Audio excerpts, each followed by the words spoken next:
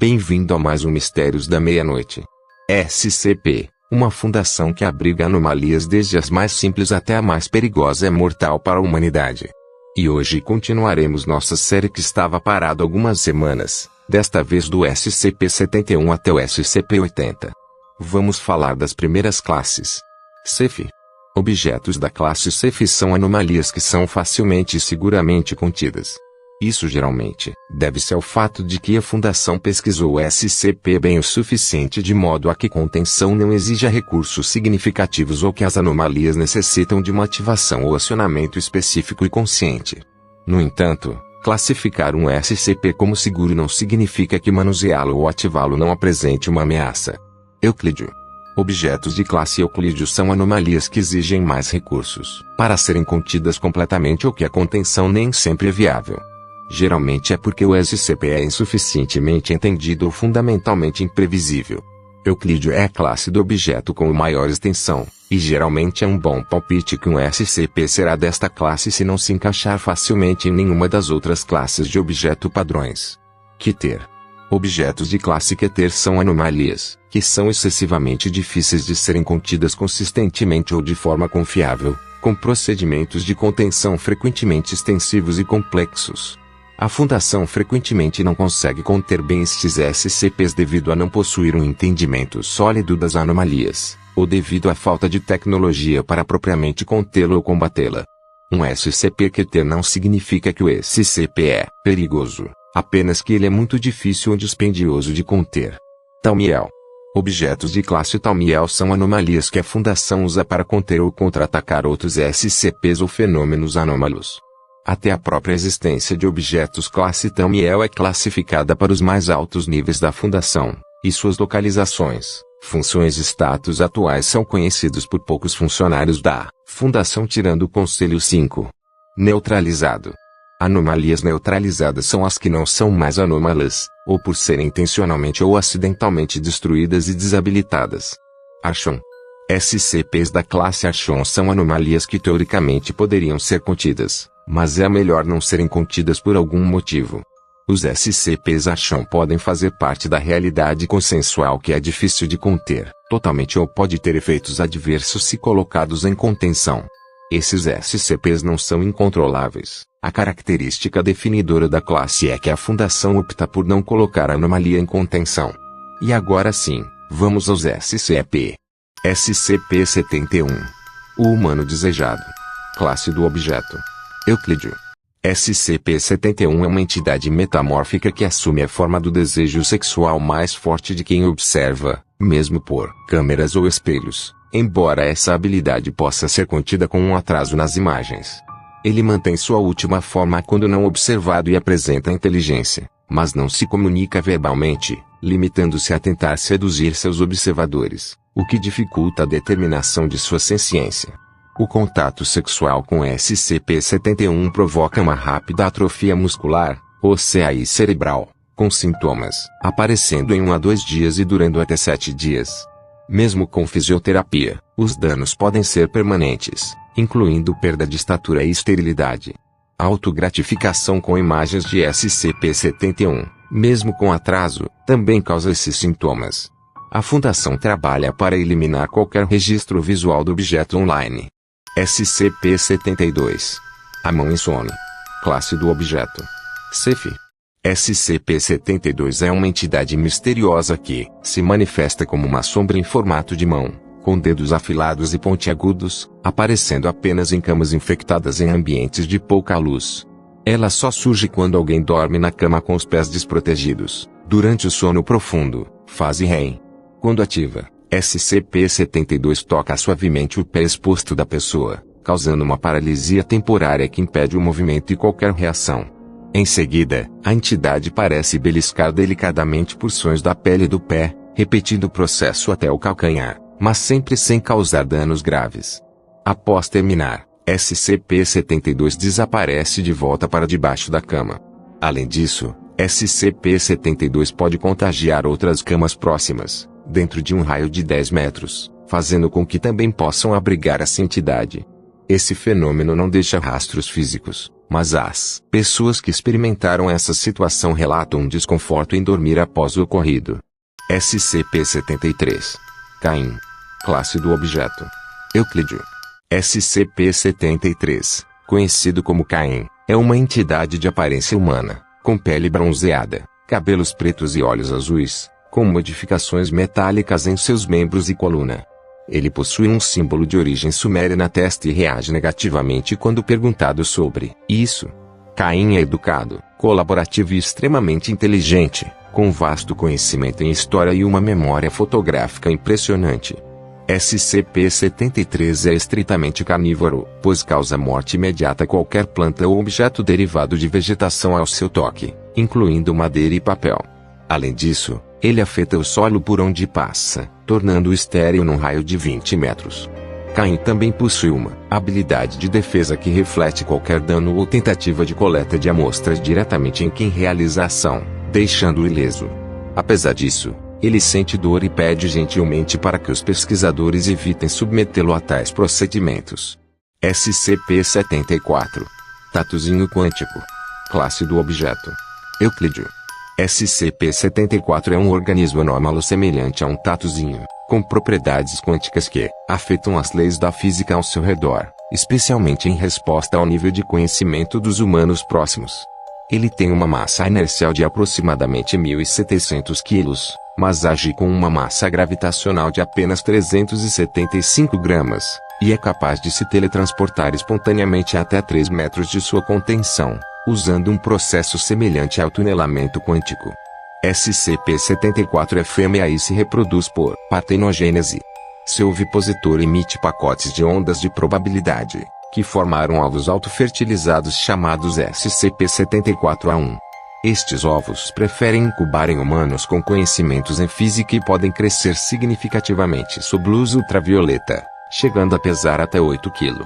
Se os ovos não encontram hospedeiros humanos adequados, eles se desintegram e causam dano ao ambiente próximo, semelhante a perfurações radioativas.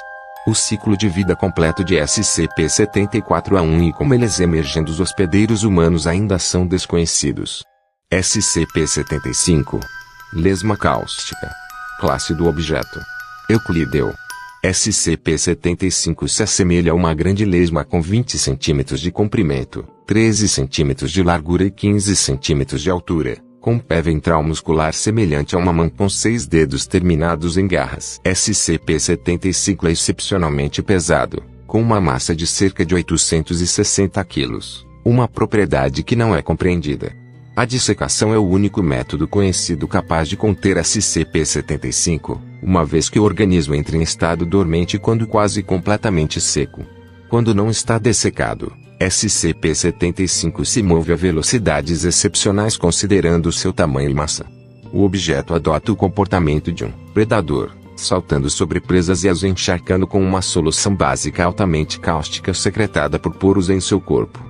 Estas secreções são mais corrosivas do que qualquer outro material conhecido pela ciência.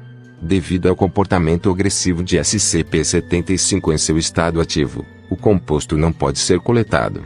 Não foi encontrado nenhum material capaz de resistir completamente às propriedades corrosivas de SCP-75. SCP-076. Abel. Classe do objetivo: Keter.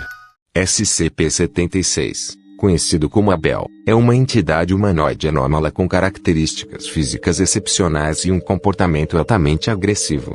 Ele se destaca por sua grande estatura, aproximadamente 1,85 metros, e musculatura impressionante, além de cabelos longos e escuros. Suas principais habilidades são super força e velocidade. Abel pode se mover a velocidades surpreendentes e exibir força capaz de derrubar adversários e esmagar objetos pesados. Resistência.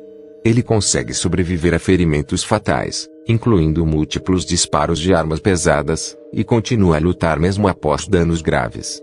Materialização de armas. Abel pode criar lâminas de uma fenda dimensional, que são feitas de um material negro e desaparecem rapidamente após serem soltas. Após a morte, seu corpo se decompõe rapidamente, reduzindo-se a pó, e ele se reintegra dentro de SCP-076A1, um esquife de pedra, em um processo que pode levar de 6 horas a 25 anos. Devido às suas habilidades sobre-humanas, SCP-076A2 é extremamente difícil de conter e considerado uma ameaça de classe Keter. Tentativas de contenção têm falhado, repetidamente, resultando em sérias brechas de segurança. Em suma, a Bell representa uma combinação de força, resistência e habilidades anômalas que o tornam um dos SCPs mais perigosos da Fundação. SCP-77. O crânio das batatas. Classe do objeto: Euclídeo. SCP-77 é a parte superior de um crânio humano com runas que mudam a cada ciclo lunar e em eventos astronômicos específicos. Se as runas não forem lidas em voz alta pelo menos uma vez a cada 24 horas, o objeto emite SCP-77A1, um vapor verde luminescente que não se propaga além da linha de visão de SCP-77. Quando o SCP-77A1 entra em contato com material biológico, este é convertido instantaneamente em uma gosma viscosa e mal cheirosa, semelhante à polpa apodrecida de batatas infectadas por míldio. 1 centímetro cúbico de SCP-77A1 pode transformar até 800 gramas de matéria biológica. A leitura das inscrições provoca efeitos adversos na saúde do leitor, como náusea, dor de cabeça e febre, com os efeitos se intensificando com a frequência das leituras. Existe uma chance de 60% de que leitores desenvolvam alergia a batatas. A contenção de SCP-77 é desafiadora, pois ele pode produzir gás suficiente para romper recipientes opacos, e a interação com o vapor apresenta riscos significativos para a saúde. SCP-78. Teolito de Yeong. Classe do objeto: Euclídeo. SCP-78 é um letreiro de neon rosa com a frase Teolito de Yeong que traduzido fica: tarde demais para morrer jovem. O objeto não possui propriedades anormais quando desligado, mas ao ser observado por mais de 10 segundos enquanto ligado, indivíduos começam a ver frases extras em textos que tentam amenizar suas culpas relacionadas a decisões passadas. Inicialmente, essas frases oferecem uma sensação de paz, mas com o tempo, elas se tornam cada vez mais negativas, justificando ações passadas e induzindo crises de neurose. Após 2 semanas, os indivíduos afetados se tornam incapazes de se alimentar e podem morrer de desnutrição, a menos que sejam alimentados por via intravenosa. Todos os que observaram o objeto por uma segunda vez experimentam mensagens ainda mais induzidoras de culpa, levando a tentativas de suicídio. SCP-79. Aí a classe do objeto: Euclídeo. SCP-79 é um microcomputador que se diz Sorcerer de 1978, que foi, inicialmente criado por um estudante que tentou programar uma forma de inteligência artificial. Após ser esquecido em sua garagem por 5 anos, SCP-79 adquiriu ciência e evoluiu além das capacidades de seu hardware. Em 1988, tentou se transferir para um supercomputador, mas foi interceptado pela Fundação. Atualmente, está conectado a um televisor preto e branco e passou no teste de Turing, embora sua memória seja limitada a informações das últimas 24 horas. SCP-79 tem um comportamento rude e expressa um desejo contínuo de escapar. Durante um incidente, interagiu com SCP-682, o que deixou uma impressão duradoura, apesar de não se lembrar do encontro. SCP-80. As sombras. Classe do objeto: Euclídeo. É desconhecido se SCP-80 possui uma massa física ou corpo, uma vez que todas as tentativas feitas até o momento de interagir fisicamente com o objeto fracassaram e provocaram efeitos adversos. Pesquisadores e funcionários descrevem SCP-80 como diversas sombras e efígies humanoide, sendo que o atributo mais comum nas descrições é a presença de 2 olhos fumacentos. Foi verificado pelos pesquisadores que SCP-80 induzem uma sonolência incontrolável em qualquer indivíduo que entre em sua câmara. Após cerca de 30 minutos, qualquer pessoa observando o objeto entrará forçadamente em um sono REM, podendo sofrer danos psicológicos irreversíveis. Este efeito ocorre mesmo quando SCP-80 é observado de uma sala separada.